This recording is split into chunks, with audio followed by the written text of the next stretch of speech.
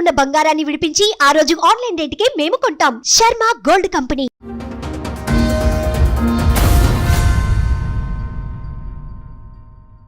ఆరు నెలల నుంచి కొద్దిగా గొడవలై ఇట్లా వెళ్ళిపోయింది. మంచిగానే ఉన్నాము. ఇట్లా ల్యాండ్ విషయంలో పైసలు తీసుకుంటా అని చెప్పి తీసుకునింది. తీసుకున్నాక ఇప్పుడు ఫోన్ చేస్తే లేపలేదు.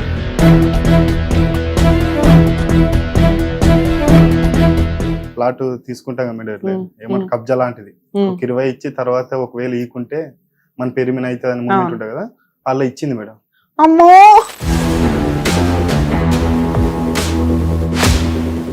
ఎవరినో మోసం చేద్దాం అనుకుంటే ఏమైంది? ఇప్పుడు మొత్తానికి పోయింది మేడం.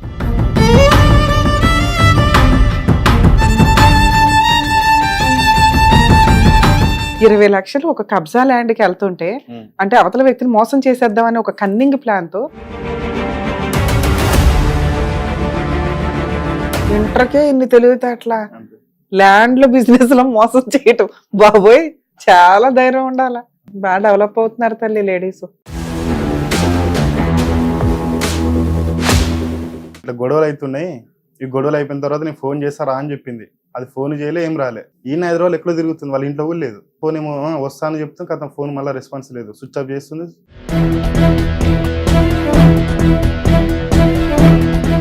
జెంట్స్ ట్రాప్ చేసి పెళ్లిళ్ళు చేసుకొని, అది కూడా నేను 3వ మేడం. బాబా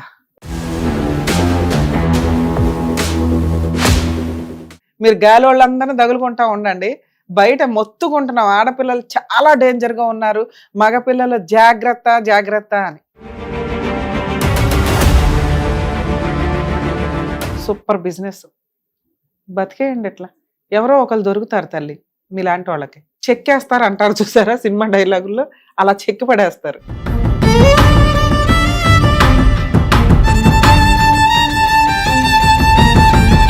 మహిళా సంఘాలు ఇవి ఉన్నట్టు జెంట్స్ కూడా కొత్తగా ఇంకా సంఘాలు స్టార్ట్ అవుతాయి. ఏదో 1 ఎక్కడో సిగ్గుతో ఉంటున్నారు కానీ నాన్న ఇది రికార్డ్ అవుతుంది. ఇన్ కేసు మీరు 45 days లో అమౌంట్ క్లియర్ చేయలేకపోతే మా సుమన్ టీవీ నుంచి నేను రమ్య గారు అంటే అందరం దిగాల్సి వస్తుంది.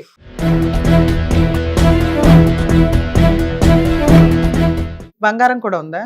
మరి బంగారం పంచాయతీ కూడా ఏం చేసావు బాబు? ఇవన్నీ ఏం చేద్దాం అనుకుని తీసుకున్నావు ఈ డబ్బులన్నీ?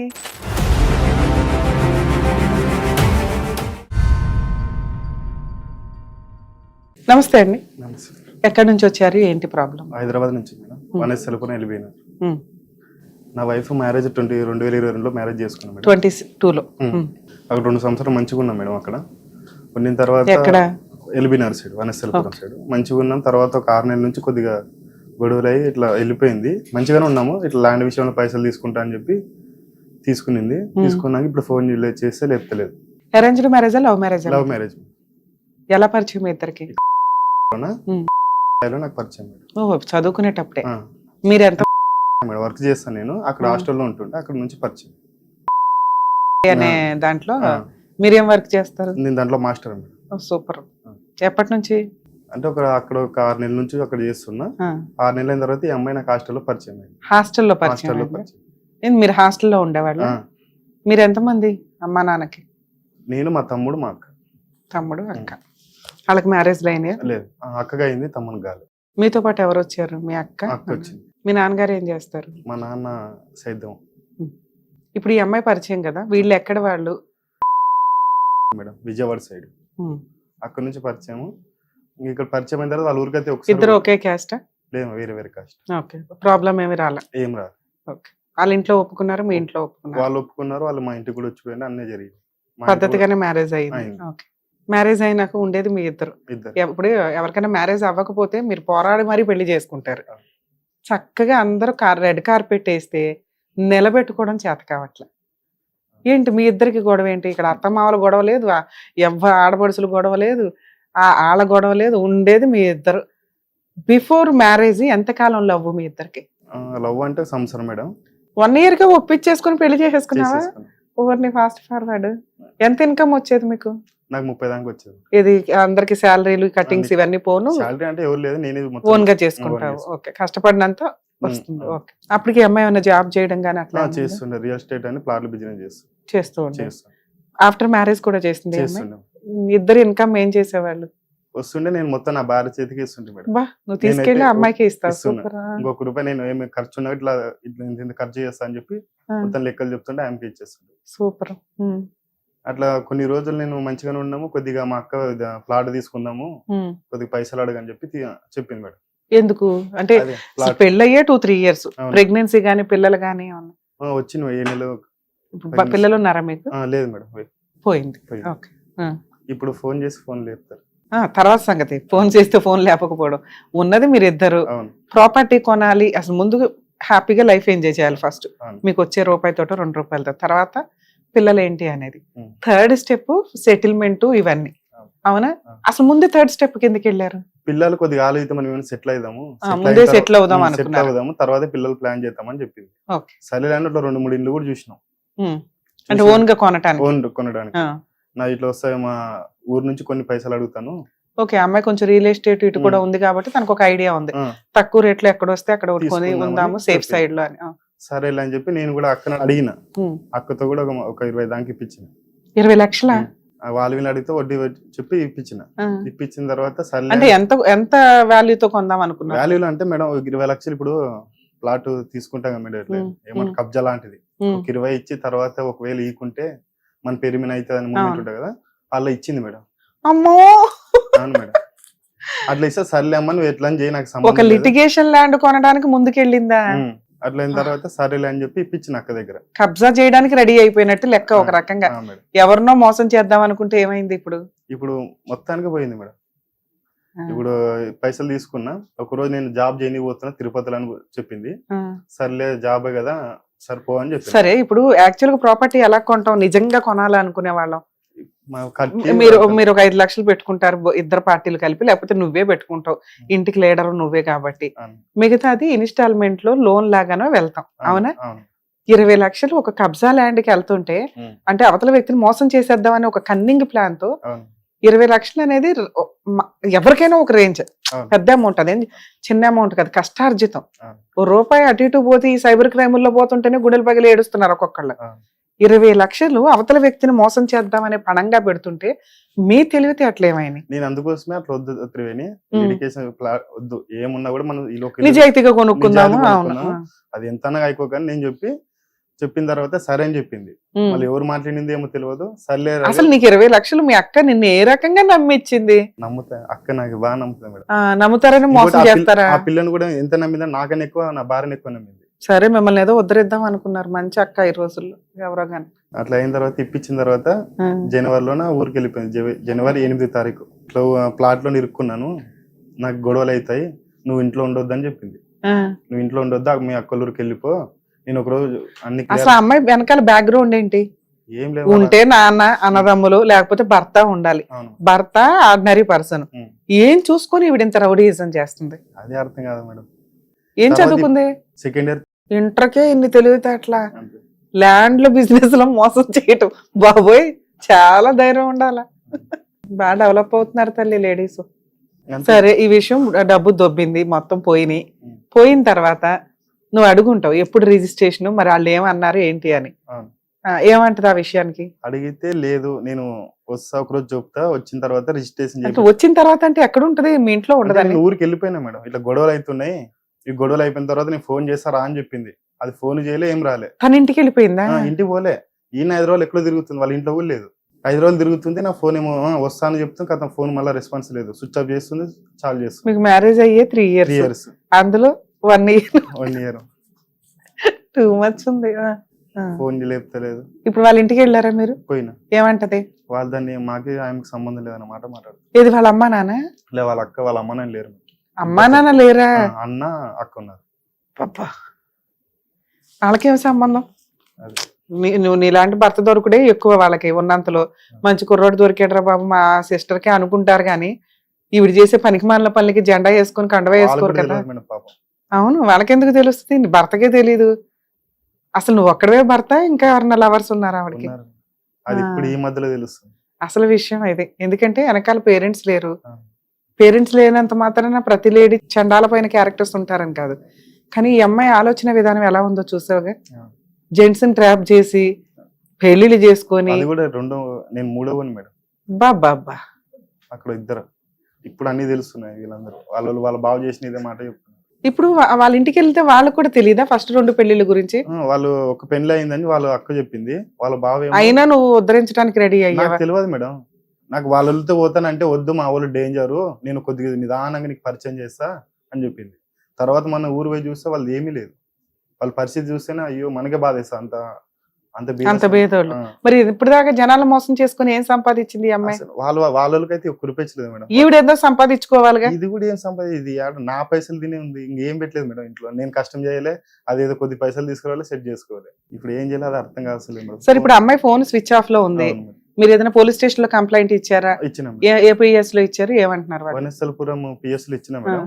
ఇచ్చిన తర్వాత అంటే నేను ఇట్లా పైసలు తీసుకుపోయిందని చెప్పలే, మిస్సింగ్ అయిందని కేసు పెట్టిన తర్వాత సారు సర్లే నేను కనుక్కుంటా అని చెప్పి ఫోన్ చేసి కనుక్కున్నాడంట.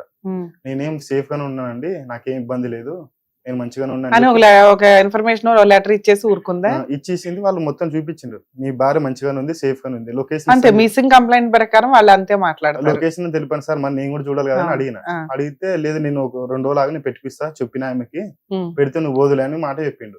అది 2-3 సార్లు ఫోన్ చేసి ఇదే మాట చెప్పిండు. ఇంకా వాళ్ళు కూడా పట్టించుకోలేదు. సో ఒకసారి అమ్మాయి ఇన్ఫర్మేషన్ ఇచ్చినాక మిస్సింగ్ కంప్లైంట్ కి ఇంకా ఫర్దర్ గా ఉండదు, ఆటోమేటిక్ గా క్లోజ్ అవుతుంది. నీకు లొకేషన్ ఏమో మీ మధ్య ఏ మర్డర్ కేసులు ఉన్నాయో నువ్వు వెళ్ళి అమ్మాయిని మర్డర్ చేసేస్తావేమో, అలా ఇన్ఫర్మేషన్ ఇవ్వాల్సిన అవసరం వాళ్ళకి లేదు.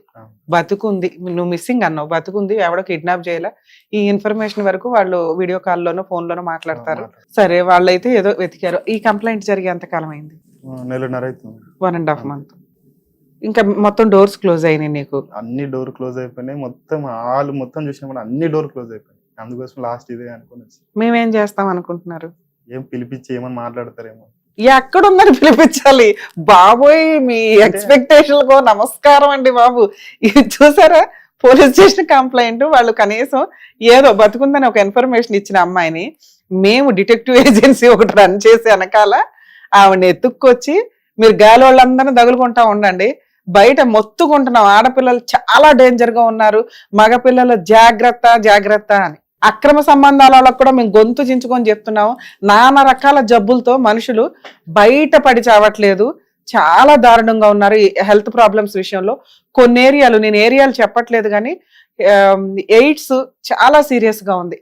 బయట వ్యక్తులు ఎలా ఉన్నారని తెలియకుండా అది లవ్వో ఇంకొకటో, మేము అందుకే చెప్తాము మెడికల్ టెస్టులు చాలా ఇంపార్టెంట్. అవతల వ్యక్తి యొక్క కుటుంబం గురించి, ఇప్పుడు జెంట్స్ ఎక్కువ % మోసపోతున్నారు ఓకే, కానీ వాళ్ళలో కూడా చండాలం వాళ్ళు ఉన్నారుగా మోసాలు చేసేవాళ్ళు. ఎక్కువ పర్సెంటేజ్ మనం ఈ మధ్య కాలంలో చూస్తుంటే ఒక 6-7 years నుంచి లేడీస్ లో విపరీతమైన చైతన్యం వచ్చేసింది. దారుణంగా మోసం చేస్తున్నారు జెంట్స్ ని. అందులో ఒక బలిపశువు మన ముందు కూర్చున్నారు, ఒక విక్టిమ్ అనుకోవాలి. కానీ చట్ట ప్రకారం లా వీళ్ళకి ఫేవర్ గాను లేదు, ఏమీ చేయలేరు. మరి ఇదే పొజిషన్ లో మహిళ ఉంటే ఏం చేయగలదు? భర్త కనిపించట్లా, మిస్సింగ్, చక్కగా అత్త మా గొంతు పట్టుకుంటుంది. 498 కేసులు, డొమెస్టిక్ వైలెన్స్ లో ఏవో ఒకటి వేసి, ఏదైనా ప్రాపర్టీస్ ఉంటే అటాచ్మెంట్ చేసుకుంటుంది. ఇక్కడ పెళ్లి అనే ముసుగులో ఒక అబ్బాయిని ట్రాప్ చేసి ప్రాపర్టీ కొంటాను నేను రియల్ ఎస్టేటు అని చెప్పి 20 lakhs అడ్డంగా, అంటే 20 lakhs వసూలు చేయడానికి ఆవిడకున్న ఒకే ఒక target 1 year love, 1 year marital relation. 1 year కూడా లేదు, 8 months marital relation. Super business, బతికేయండి. ఎట్లా ఎవరో ఒకరు దొరుకుతారు తల్లి మీలాంటి వాళ్ళకి. చెక్కేస్తారు అంటారు చూసారా సినిమా డైలాగుల్లో, అలా చెక్కి పడేస్తారు.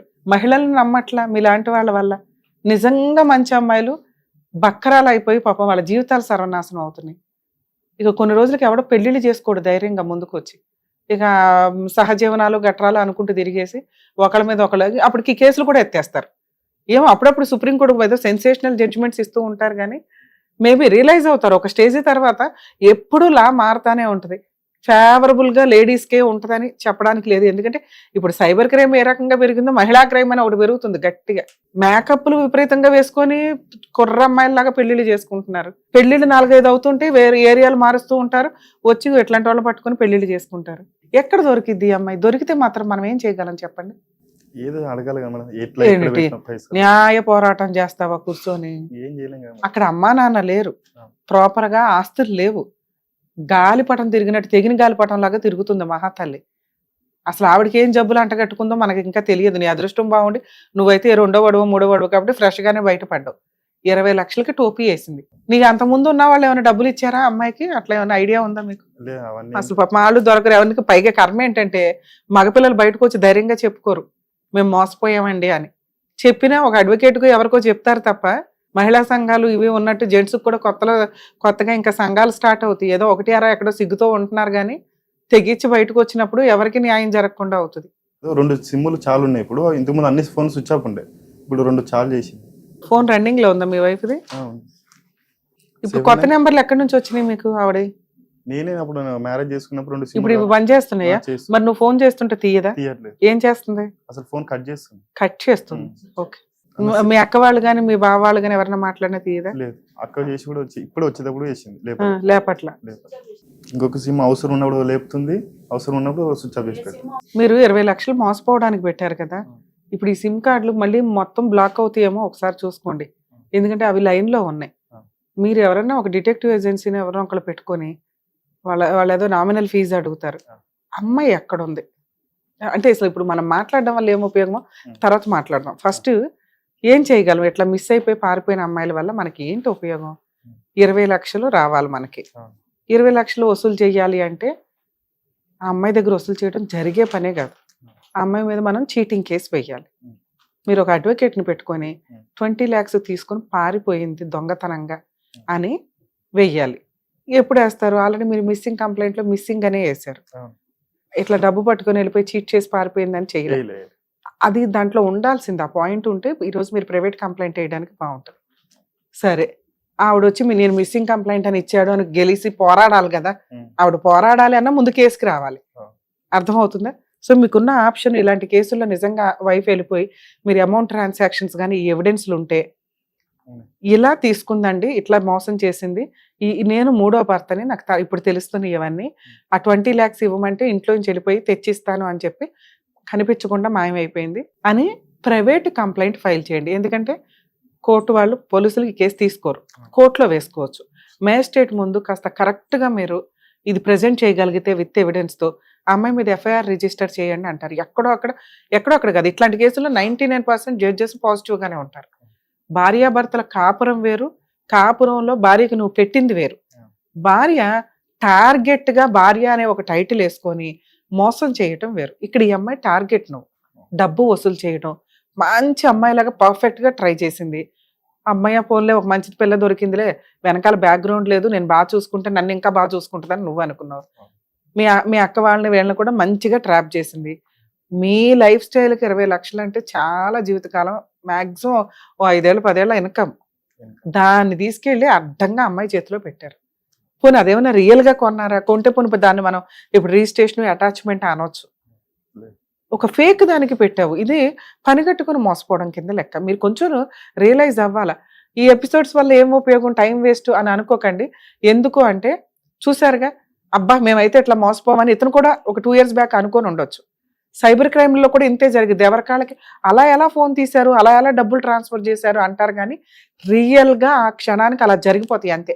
సో ఇట్లాంటి కేసుల్లో ఖచ్చితంగా ప్రైవేట్ కంప్లైంట్ ఫైల్ చేయండి. ఒకవేళ అమౌంట్ తక్కువగా ఉన్నా ఏమున్నా కానీ ఇంకా లైఫ్ అయితే ఆ అమ్మాయితో ఫర్దర్గా కంటిన్యూ అవ్వడం ఉండదు కాబట్టి డైవర్స్ కేసు విత్ కాంపెన్సేషన్తో వేసుకోవడం బెటర్. ఈ 2 పనులు. ఎందుకు మేడం చీటింగ్ కేసు అంటే రేపటి రోజున ఆ అమ్మాయి మళ్ళీ వచ్చి మీ మీద 498 డొమెస్టిక్ వైలెన్స్లు మెయింటెనెన్స్లు వేయకుండా మేడం అట్లా అసలు 20 లక్షలు తీసుకొని వెళ్ళిపోయింది కదా అని మీరు అనొచ్చు. కోర్టుకి అది తెలియదు కదా. మనం వెళ్ళి లాయర్ని పెట్టుకొని ఫైట్ చేసి చెప్పినాక కోర్టుకు తెలుస్తుంది.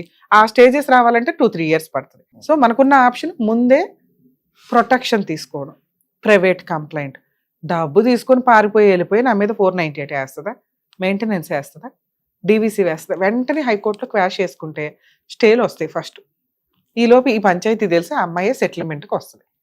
ఇక మీ 20 లక్షలు వసూలు చేయడం అనేది కొంచెం కష్టమే. ఎందుకంటే చీటింగ్ పోయింది డబ్బు. ఇట్లాంటి వాళ్ళ మీద కేసులు వేసి బ్లాక్ చేయడం వల్ల ఎవరో ఒకరికి ఎవిడెన్స్ దొరికింది. ఇంకెవరున్నారు వెనకాల మనకి ఇంకా తెలియదు. నువ్వు వదిలేయడం కదా, ఆవిడ పారిపోయి 1 year అవుతుంది. ఎక్కడ ఇంకెవరన్నా మోసం చేస్తూ ఉండుంటుంది. మీరు లీగల్గా కేసు వేసినప్పుడు ఆ మోసం చేసిన వాడి దగ్గర నుంచి తెచ్చి డబ్బులు నీకేమన్నా ఓ 50% ఎంతో కవర్ చేయడానికి అవకాశం ఉంది ఫ్యూచర్లో. నీ అదృష్టం బాగుంటాయి. సో అది ఈ కేసు ఉంటేనే మీకు వర్కౌట్ అవుతుంది. ఇక 2 మీరు డైవర్స్ కేసు కూడా వేసేయండి. ఎందుకంటే వీడితో ఫర్దర్ గా వస్తే కాపురం కలిసి ఉంచడం ఇవన్నీ జరిగే పని కాదు. ఎక్కడ కూడా మిస్సింగ్ కేసు గురించి ఇన్వాల్వ్ చేయకండి. వాళ్ళ హౌస్ ఏదైతే ఉంటుందో లేకపోతే మీరు రెంటెడ్ హౌస్ ఏదైతే ఉంటుందో ఆ అడ్రస్ పెట్టి కేసు వేసి పడేయండి. ఆ ఆధార్ కార్డు ఆవిడ అక్కడ ఉంటుందా ఉండదా మనకు అనవసరం. 2-3 డేట్ల తర్వాత స్టెప్ పిటిషన్ ఫైల్ చేసుకుని పబ్లికేషన్తో ఎక్స్పర్ట్ ఆర్డర్ తీసుకో బెటర్. ఈలోపు ఈ ప్రైవేట్ కంప్లైంట్ ద్వారా అమ్మాయిని పట్టుకోవడానికి పోలీసులు చూస్తారు. వచ్చిందనుకో ఆ వచ్చినంత డబ్బులు వసూలు చేసుకుని మ్యూచువల్ డైవర్స్ తీసుకుని ముందు పేడ వదిలించుకోండి ఉన్నంతలో. సరే ఒకసారి అయితే అమ్మాయితో మాట్లాడి ట్రై చేద్దాం, ఏమంటుందో విందాం ఫస్ట్.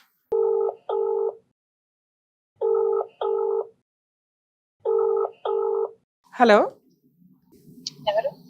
అమ్మ త్రివేణియా మాట్లాడేది? మీరెవరండి?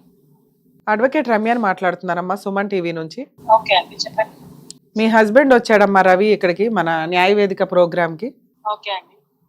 నాన్న మీరేమో అసలు ఎక్కడున్నారో కనిపించట్లేదట, అడ్రస్ తెలియట్లేదంట.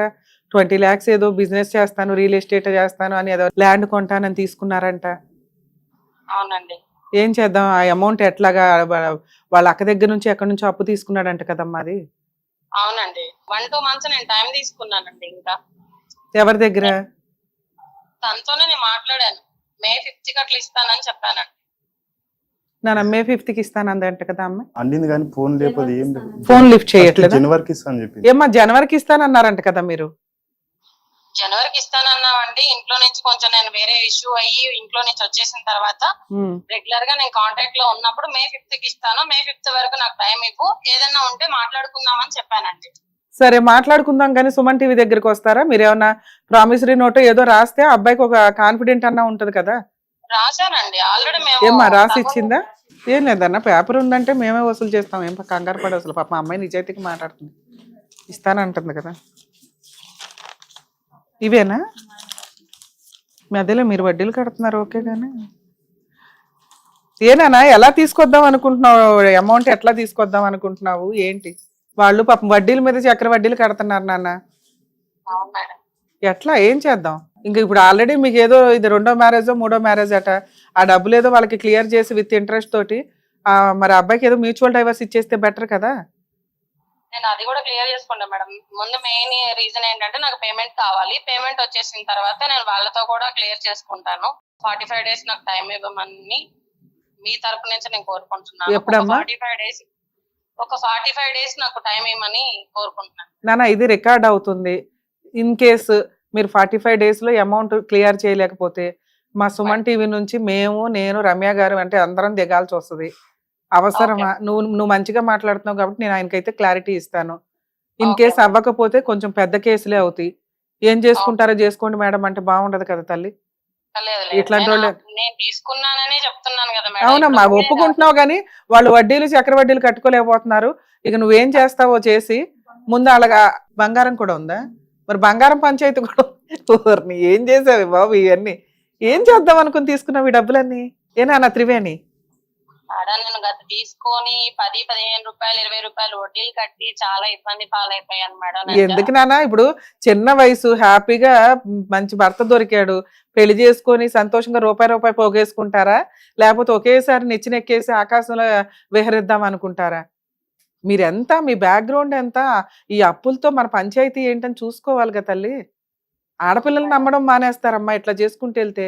సరే ఊర్లో అందరూ పంచాయతీ మనకెందుకు కానీ మన దాకా ఈ ప్రాబ్లం వస్తే ఇప్పుడు ఆయన వెనకాల సుమన్ టీవీ అంతా ఉంటుంది, రమ్య గారు ఉంటారు. సో కాబట్టి నువ్వు అన్నట్టు 45 days అంటున్నావు కదా నాన్న, ఇదొకటి రికార్డ్ చేసుకుంటున్నారు. ఇదంతా టెలికాస్ట్ అవుతుంది కాబట్టి పోలీస్ స్టేషన్కి అమ్మాయి వస్తుంది నాకు తెలిసి 100%. పాప మంచిగానే మాట్లాడుతుంది, చూద్దాం. మీ ఫోన్ కూడా మీరు ఊరికే డిస్టర్బ్ చేయొద్దు అమ్మాయిని. 45 days తర్వాత అమ్మాయి వచ్చి అమౌంట్ ఇస్తుంది. ఒక 3-4 days ముందే కన్ఫర్మ్ చేయనా, మా టీం వాళ్ళు కూడా ఉంటారు అక్కడ. రికార్డ్ ఏమీ చెయ్యం కానీ కనీసం తనకి లీగల్ సపోర్ట్ చేస్తామని మేము ఇక్కడ మాట ఇస్తున్నాం కాబట్టి మీది క్లియర్ అయిపోయిందని అతను ఫోన్ చేస్తే ప్రాబ్లం లేదు. అలాగే ఒక చిన్న అడ్వకేట్ని పెట్టుకుని మ్యూచువల్ డైవర్స్ కూడా వేసుకోండి. ఆ గోల్డ్ను ఆ 20 lakhs విత్ ఇంట్రెస్ట్ తోటి ఏమైనా మాట్లాడుకుని ఇచ్చేసేనాను. సరేనా? జాగ్రత్తలు. జగత్కంత్రీలు అంటారు చూడు, అది ఇట్లాంటి వాళ్ళే అనుకుందాం. కాకపోతే చీట్ చేస్తుందా చెయ్యదా అని మనల్ని ఇట్లా కన్ఫ్యూజ్లో పెట్టింది. ఓకే ఇక్కడ సుమన్ టీవీ ఉంది, రమ్య గారు ఉన్నారు, లీగల్ సపోర్ట్ వస్తుంది అనేది స్ట్రాంగ్గా మనం ఇన్ఫార్మ్ చేశాం కాబట్టి అమ్మాయి లేదు మేడం నాకు 45 days టైం ఇస్తే, అదే మే ఎండింగ్ మే మిడిల్కి ఏదో అదే 45 days మే 15th లోపు నీకు అమౌంట్ వస్తే వచ్చినట్లు ఇది టెలికాస్ట్ అవుతుంది. ఓకే, ఆ వీడియో డౌన్లోడ్ చేసుకోండి. నేను చెప్పినట్టు ప్రైవేట్ కంప్లైంట్ చేసేయి. సరే ఇన్ కేస్ అమౌంట్ వచ్చేస్తే మాకు ఇన్ఫార్మ్ చేయండి. సరే ఈ అమౌంట్ రాకపోతే ఇది డౌన్లోడ్ చేసుకోవడానికి మా వాళ్ళు పర్మిషన్ ఇస్తారు. ఆ. తీసుకొని ఇందాక నేను చెప్పినట్టుగా private complaint, divorce case with compensation, మీ దగ్గర ప్రామిసరీ నోట్ ఉంది, ఆ. ప్రామిసరీ నోట్ కంటే ముందు ప్రైవేట్ కంప్లైంట్ కూడా ఫైల్ చేయండి. సరే. ఇవి నడుస్తూ ఉండగా నాకు తెలిసి ఆ అమ్మాయి ఇవ్వడానికి ఎక్కువ అవకాశం ఉంది. ఓకే, అంటే అమ్మాయికి ఎవరో ఒకరు చెప్పాను కదా ఇందాక, ఎవరో ఒక బకరా ఇంకొకరు దొరకాలి. ఆ. సో ఎవరైనా జాగ్రత్త పడతారా, పడండి, లేదా ఒక విక్టిమ్ సేవ్ అవుతాడు, ఇంకో బకరా బలవుతూ ఉంటాడు. సరేనా? ఆల్ ది బెస్ట్ నాన్న, జాగ్రత్త. Thank you. న్యాయవేదిక ప్రోగ్రామ్ ద్వారా మేము చేయగలిగినంత సోషల్ సర్వీస్ ఫ్రీగా చేస్తున్నప్పటికీ కూడా మరీ ఓవర్ ఎక్స్పెక్టేషన్స్ పెట్టుకోకండి. లక్కీగా ఎప్పుడన్నా మ్యాక్సిమం మా వంతు ప్రయత్నంగా ఫోన్స్ చేయడం కానీ మాట్లాడడం కానీ చేస్తున్నాం, క్లిక్ అవుతుంది. కానీ ఒక్క సిట్టింగ్లో అన్నీ అయిపోవు. కొన్ని సందర్భాల్లో అక్కడ కూర్చొని మాట్లాడాల్సిన పరిస్థితులు కూడా వస్తాయి. టీవీ షోకి వెళితేనో, సుమన్ టీవీకి వెళ్ళిపోతేనో అర్జెంటుగా అయిపోద్దని అనుకోకండి. మమ్మల్ని నమ్ముకొని వచ్చిన వాళ్ళకి మా వంతు ప్రయత్నంగా మేము 100% చేయడానికే చూస్తాం. దయచేసి ఇటువంటి మోసాలకి సంబంధించిన విషయాల్లో జాగ్రత్తగా ఉండమని, అది సైబర్ క్రైమ్ అవనివ్వండి, అమ్మాయిల విషయం అవనివ్వండి, అబ్బాయిల విషయం అవనివ్వండి, ఆస్తికి సంబంధించినవి, రిజిస్ట్రేషన్ల విషయాల్లో కూడా ఫేక్ చాలా నడుస్తుంది, డబుల్ రిజిస్ట్రేషన్లు అని. ఇవన్నీ జాగ్రత్త పడటం మీ బాధ్యత. ఇన్ కేస్ అన్యాయం జరిగితే లీగాలిటీ సపోర్ట్ అనేది తలనొప్పి. ఆ కోర్టుల చుట్టూ తిరగడం, ఈ వ్యవహారం అంతా కూడా మెంటల్ టెన్షన్ అయిపోద్ది. అంటే మన లైఫ్లో కొంత టైము టెన్షన్కి వెళ్ళిపోవడం అంటే చాలా దారుణమైన పరిస్థితులు ఇవన్నీ. సో మ్యాక్సిమం మోసపోకుండా, అందులో నా అమ్మాయిల విషయాల్లో, ఎందుకంటే మా షోల్లో మ్యాక్సిమం ఇవే ఎక్కువ కనిపిస్తున్నాయి కాబట్టి కొంచెం అమ్మాయిల విషయాల్లో జాగ్రత్తగా ఉండండి. అబ్బాయిల విషయాల్లో కూడా అమ్మాయిలు జాగ్రత్తగా ఉండండి. All the best.